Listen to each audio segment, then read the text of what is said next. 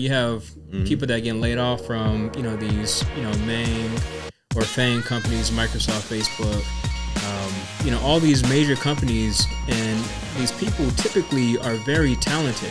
You see all these, these videos and these articles about how to make, the high six figures in cybersecurity. And it's like, yeah, maybe that's how it was, during the pandemic and before that. But now, again, you have to look at the market and say, okay, where do I fall in line? And, do I have the skills that some of these other people do have? Because, again, you're competing. Right. Like, whether you want to say, it's me versus myself, that's not true, right? It's right. You have these, these job positions, and then you got thousands of applicants. And where do you fall in line, and how do you make yourself?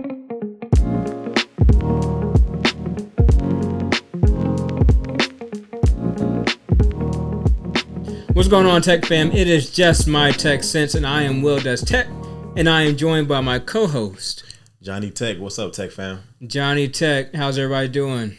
Good. They're not going to respond. We just hoping y'all doing good out there, but yeah, I mean, that's what's up. Yeah, so this is just my Tech Sense, where we talk tech and finance, and today we are going to talk about the current job market and why it's so daggone hard to get a job. That's what it seems like. Yeah, and maybe that's not everybody's situation, right. But I mean, all over my YouTube algorithm, it's why it's hard to get a job, all these mass layoffs. Not seeing too many videos about people landing jobs. Right. Maybe that's because it's not interesting. Right. I don't know. It's not negative. I don't know. What do you think? And you're mentioning your algorithm. I mean, I feel like I'm seeing it firsthand on LinkedIn. Maybe I'm not following the right people, but I'm seeing people like, hey, they're either saying that they just been laid off, or they're mentioning like, I've been in the job market for 6 months. I still haven't found anything. I've applied to over 300 jobs. So I'm seeing on LinkedIn constantly, and these are professionals. I'm looking at their page. They have degrees. They got certifications. I'm like, oh, this guy can't get hired. I'm like, yeah. I mean, certifications aren't enough. Experience isn't enough. It's like, okay, well, so let's talk about it. So why do we think that it's, why it's hard out there right now? Go ahead. I think there's a lot of factors to why it's difficult getting the job. I'm not sure. Like, I feel like people are doing the right things. Like, I feel like you say, like, they're getting their certifications, they're studying. There's people with degrees. Like, I'm telling you, I'm going based on the professionals I see on LinkedIn. Like, they have all the credentials that they say that you need. Yeah. But why aren't they getting the jobs? I mean, from what I'm seeing, it's kind of a contradiction because they say like there's a shortage, but I think that they? I read a bunch of articles out there. Like, there's an article now where it's saying, they're literally mentioning the shortage. They're saying like only 3% of people that are going to college right now are getting degrees in like cybersecurity or tech degrees, right? Yeah. So they're saying there's a shortage of college students getting these degrees, but when they're getting out, they're not, they're saying they're having a tough time getting hired. So that's a literal article I just read. Yeah, and you got to think about it, like the layoffs are also producing this, right? You have people that get laid off from, these, main or FANG companies, Microsoft, Facebook, all these major companies, and these people typically are very talented.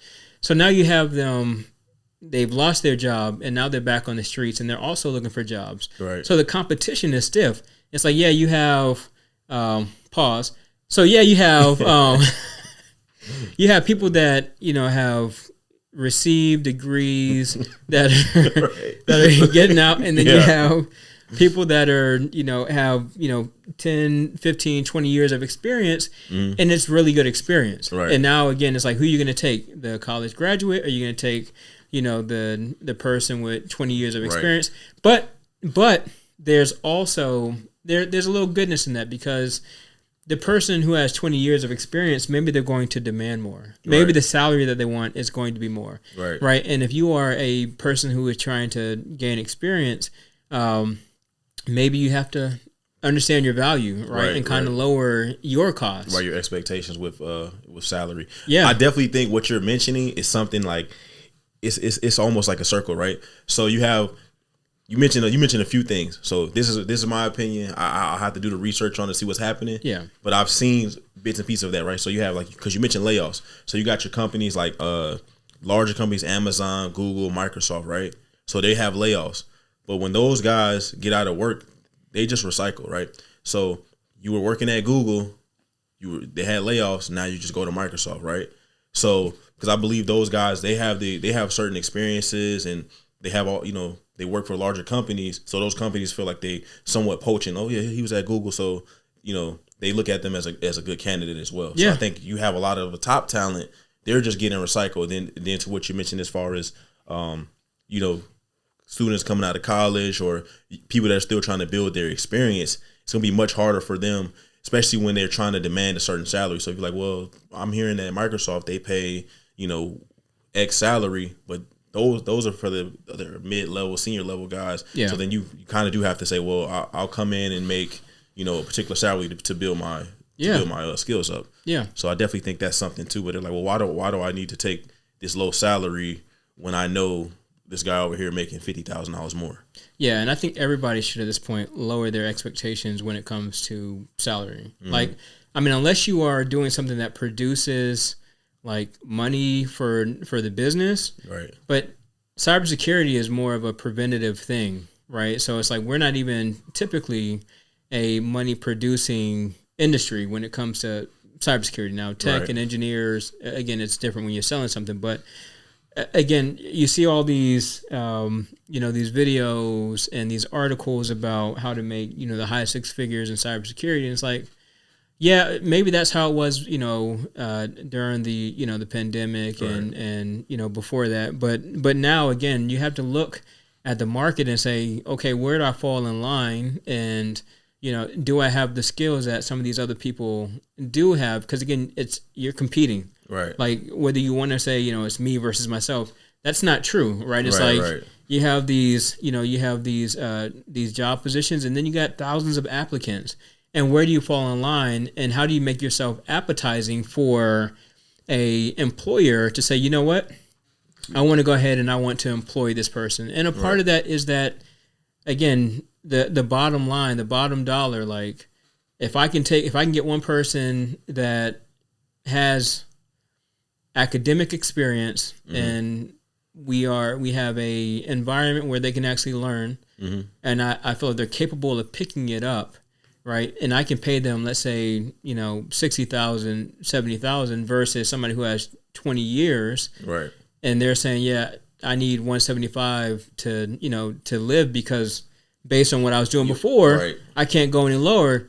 Okay, I'm going to probably pick that person that, I can kind of save $100,000 on. And I think that's something too. Like, and I'm going through all, looking at different people's scenarios and things that they've been through. And I think that's something that's important too, because as we're mentioning the shortage and I think people have to understand, like you said, what level they are at, right? And then kind of decide what do you, when you're talking about tech and cybersecurity, what does that actually stand for? Like, are you going to be able to get out and be a SOC analyst or something? Maybe not. Maybe when the level you're at, whatever certification you have, that might put you at a sysadmin level or help desk. Those, and I think people are kind of starting to skip over that. Like, that is experiences that you could use. And I think personally, I just don't believe that the cybersecurity jobs that people are looking for, as far as your SOC analyst, cyber analyst, penetration testing. I mean, you can if you've been doing your own labs and kind of doing the work on your own to gain your experience, but if you haven't really done that, personally, I don't see like companies letting you come there to learn that. Yeah. I think it's more of like you need to kind of build your, become an expert in something first and then work your way into cybersecurity or whatever it is. Tech wise, I think that's something like there have been people who have been able to make that jump, but it's not. I don't feel like it's a common thing. I think people have that misconception. Yeah, and again, you have a lot of people that you can talk about doing all these things. You can talk about doing all these projects, the experience, the certifications. But as you said before, you're looking on LinkedIn, and there are people that are struggling to get the job, right? So it's like, all right, so I have everything that they've said that I need to have, and I still can't land a job. And my biggest thing would be, okay, networking. It all comes down to networking. Yep. At the end of the day, right, somebody who has less than, you think about like this whole fiasco with the Lion King and how, Northwest is doing the Lion King. It's like she's probably not qualified. I can't talk about the little girl. I don't know her, but based on the performance and what I heard, I've seen much better on Broadway, right? So it's like, again, it's like you look at who's qualified and who's not, and where their proximity is to decision makers, and you say, okay, you know what, I'm not in position, and then you can't even think about that as a bad thing, because like you say, if you're networking and you get the opportunity, all your job is to do is get the opportunity and then knock it out the park when you get it, right? And I'm not here to kid either, but that's almost the same thing as like the Bronny James thing. He averaged 5 points a game in college, and he's entering the draft, and there's guys that average 25 points, 22 points a game for their respective schools, and they're like, they didn't get a draft invite, right? But for him, that doesn't matter. As long as I get the shot, if I go in there and kill it and I make it, that's fine. If they're going to help develop me, I mean, it's not fair, but it's not fair. It's not fair because look, he's probably going to sell tickets, right? And at the end of the day, it's about that bottom line, like championships. Yeah, you want to be a champion, but at the end of the day, like those organizations want to make money. Those owners want to make money, right? And championships bring in endorsements and all these other, accolades, but it comes down to money, right? So it's the same thing. It's like, Bronny James, he might average 5 points, but he's a name, right? And the same thing with Northwest. Some kid, from Chesapeake, Virginia, playing the Lion King. Nobody knows who that is. Right. They may not go and watch it, but it's Northwest. She's starring. Let me go ahead and spend this $1,000 to hear, this little kid sing. Yeah. And it's not even their talent or their calling. Right. So there's that. Right. And I think that's like that's a life thing. So where some people, they think about it like, well, like I said, it's not fair, but at the same time, you said they're bringing their name, they're bringing what they have to the table, and that's what you have to do. You got to figure out what can I do to make myself, fit into this competitive market. So let's say, even if you're young and maybe you don't have so much responsibilities, maybe you do take that lesser salary. Maybe you work for free. You never know. Like, hey, come in and volunteer because you gain that experience. They're like, you know what, we'll bring you in, or you take a job at the company or wherever you can be, and then try to move yourself into those positions. Like, hey, I'm interested in what you guys are doing. Is it a time I can come down and just, shadow someone? Those are things that you have to look at as well. Like, I know, everybody's busy. Time is money, but when you truly have a goal and you want to get there, you kind of got to do whatever it takes. It's chess. Yep. It's chess, right? And it's about your strategy. So, I mean, so we're still on like the whole, like, why is it hard to, get a job? And I think right now too, it's also an employer's market, right? And I think there are a lot of ghost postings, right? And employers can make it hard, right? They can go through, they can say, hey, we're going to put you through 6 rounds of interviews, and then at the end of the day, select somebody who's internal, right? And it doesn't, again, it doesn't sit well with me, and it shouldn't sit well with many people. But at the end of the day, like, you're going to do what you need to do in order to get the job, and hopefully, right, you are trusting the process that if you do all the things right and you're the proper fit, because again, you may not be the proper fit. You don't know who's interviewing for the job, right? You don't know who your competition is. So, but at the end of the day, when you feel like, you've gotten these responses of, we went with somebody else who was internal. It's like, you knew that all along. Right. So why even put me through that? Right. So again, so all that compounds to make the job market kind of what it is today. And I think, as you said, we want to talk about what you can do about it, right? Mm-hmm. And standing out is part of that, like making a plan to actually stand out, getting to a place where you can talk to decision makers, getting to a place where you're able to network with people that can and bring you into their network, and then you're now in position to get other jobs that maybe aren't advertised, aren't talked about, right? So I think you have to do that, whether it's conferences, whether it's local meetups, right? Find a hobby, and maybe you like to bowl, right? Like, go bowling, join a league if you can, and start talking to people. Yeah, just build that networking. So I have a quick question for you though, like because you mentioned like and I just want to get your opinion on it. Like you mentioned that it's a employer's market, right? Yeah. So with that being said, like how would you describe it being an employer's market? Are you saying like they, the company basically they have so many applicants that they can kind of decide what they want? Yeah. Yeah. Right. I mean, think about it. For a while, it was an employee's market, right? Everybody was quiet quitting. Yet all these things that people were doing, like, I don't want to work, right? And now it's like, I can't find work. It went from, I don't want to work, I'm going to quit my job. I'm going to live life because of things that were happening, which is understandable. Mm-hmm. But now it's gone to, I can't find a job. Right. Right. And it's like, okay, and part of that, again, is I don't think it's necessarily the employee's fault because there are a lot of layoffs, right? They didn't quiet quit. If you quiet quit, because you didn't want to like work anymore, then that's on you. But if you got laid off, for no reason other than, the company said, we don't need your position anymore, and they're trying to save money or whatever, then that's not on you. Right.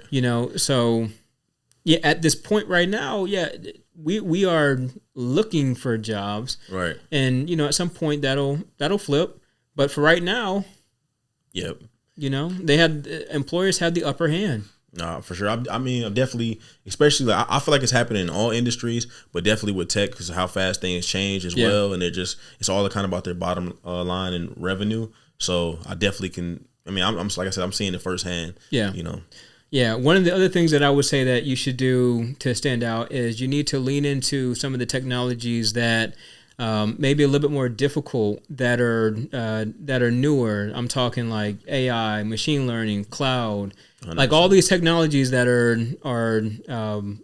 I mean, they've been around for a little bit, but there isn't a lot of competition, a lot of people that really know about it as far as the ins and outs, the binary, how to actually make it work. Right. If you can get into that industry, fall into that lane, become a subject matter expert, then you really start to stand out because there are less and less applicants that are applying for those jobs because they just can't do it. Right. Right. So it's like that's one of the things that I would say that if you want to stand out and make it not an employer's market, make it your market that you can just move around and you have a pick of the litter, then find something like that to fall into. I 100% agree with you there. Like, it's definitely great advice. Like, because you'll be the first batch that they're looking for if you bring those skills in when they're making their changes and they're with all the advancement in tech. So that's definitely great advice. Yeah, and then another thing I would say is try and get a security clearance. Oh, yeah. Right, GovTech. Yeah. Right, and it's like I mean, really, in GovTech is probably